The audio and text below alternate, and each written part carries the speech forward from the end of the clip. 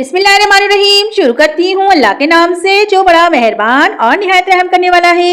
अस्सलाम वालेकुम व्यूअर्स, उम्मीद करती हूँ आप सब खैरियत से होंगे और दुआ करती हूँ आप जहाँ रहें खुश रहें आबाद रहें। आज हम बना रहे हैं बहुत ही जबरदस्त बैंगन आलू का सालन। गाइस ये बहुत ही जबरदस्त बनता है, तो चलिए हम टाइम जाया किए बगैर इसको बनाना स्टार्ट करते हैं।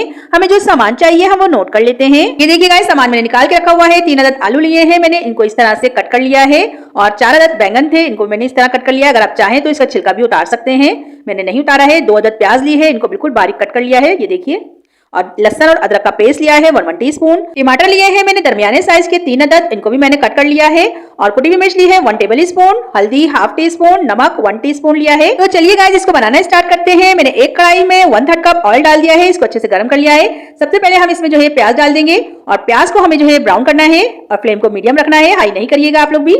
और इसी तरह चलाते हुए हम प्याज को ब्राउन कर लेंगे, गोल्डन ब्राउन। देखिए गाइस हमारी प्याज जो है तकरीबन ब्राउन होने लग गई है, इसी तरह की हमें चाहिए, बहुत ज्यादा हमें डार्क ब्राउन नहीं करनी है इसको। और अब हम जो है इसमें सबसे पहले टमाटर ऐड कर देंगे ताकि ऑयल का टेम्परेचर थोड़ा डाउन हो जाए और प्याज हमारी कहीं से जले नहीं। ये देखिए मैंने टमाटर सारे इसमें डाल दिए हैं और अब हम इनको अच्छी तरह मिक्स करेंगे। और मिक्स करने के बाद फिर हम इसमें लहसुन अदरक का पेस्ट ऐड कर देंगे ताकि वो भी अच्छी तरह भुन जाए। ये देखिए मैंने मिक्स कर दिया है और अब लहसुन अदरक इसमें ऐड कर रही हूँ। और फिर हम इसमें मसाले ऐड करेंगे।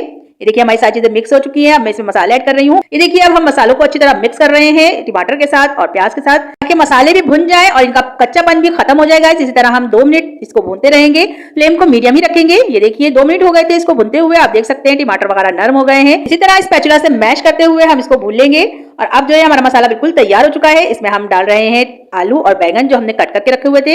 इन दोनों चीजों को डालकर हम इसको अच्छी तरह मिक्स करेंगे।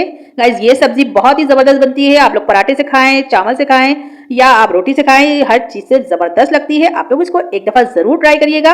ये देखिए मैंने कवर लगा दिया है, इसको मिक्स करके मिलते हैं 3 मिनट बाद। ये देखिए गाइस 3 मिनट हो चुके थे इसको पकते हुए, आप देख सकते हैं वेजिटेबल ने अपना जो है पानी रिलीज कर दिया है। हमने पानी वगैरह बिल्कुल भी इसमें ऐड नहीं करा था। इसको एक दफा और मिक्स करेंगे और दोबारा से हम इस पर कवर लगा देंगे ताकि ये जो है गल जाए इसी पानी में गाइस। और फ्लेम को बिल्कुल लो कर देंगे ताकि ये जले नहीं।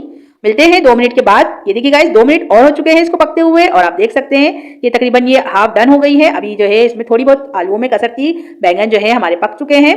अभी आपको दिख रहा होगा कि ये टूट नहीं रही, यानी कि इसमें थोड़ा सा कच्चापन है। इसको हम एक दफा और मिक्स करेंगे और दोबारा से कवर लगा कर रख देंगे 3 मिनट के लिए। ये देखिए 3 मिनट और हो चुके हैं और पानी आपको दिख रहा है कि खुश्क हो चुका है। अब हम जो है इसमें हरी मिर्च डाल देंगे और हरी मिर्च डालने के बाद फ्लेम को मीडियम करके अब हम इसको भूनेंगे। हमें इतना भूनना है जिसमें थोड़ा बहुत जो पानी है ये बिल्कुल खुश्क हो जाए। गाइस तकरीबन 3 मिनट लगेंगे इसको भुनने में। ये देखिए आपको दिख रहा है कि पानी जो है खुश्क होना शुरू हो गया है और ऑयल भी सेपरेट होने लग गया है। इसी तरह हम इसको भूनते रहेंगे। ये देखिए गाइस 5 मिनट हो गए हैं इसको भूनते हुए, हमारी सब्जी जो है बिल्कुल तैयार हो चुकी है। ऑयल भी दिख रहा होगा आपको सेपरेट हो चुका है। सबसे लास्ट में हम इसमें डालेंगे हरा धनिया और हरा धनिया डालने के बाद बस अब हमारी जो वेजिटेबल है बिल्कुल तैयार हो चुके हैं। दिखाती हूँ बैंगन आलू का फाइनल लुक डिश आउट करके। ये देखिए गाइस माशाल्लाह से हमारे बैंगन आलू का फाइनल लुक कितना जबरदस्त लग रहा है। गाइस ये देखने में जितने अच्छे लग रहे हैं खाने में उससे भी ज्यादा अच्छे थे। तो आप भी इसको जरूर ट्राई करिएगा और मुझे बताइएगा कि आपको मेरी ये रेसिपी कैसी लगी। तो गाइस सबसे लास्ट में अगर आप लोग मेरे चैनल पे नए हैं तो इसे सब्सक्राइब करना ना भूलें और बेल आइकन को जरूर दबाएं ताकि आपको मेरी हर आने वाली वीडियो बर वक्त देखने को मिले। तो चलती हूँ दुआओं में याद रखिएगा, इंशाल्लाह फिर एक जबरदस्त रेसिपी लेके आऊंगी आपके लिए। अल्लाह हाफिज।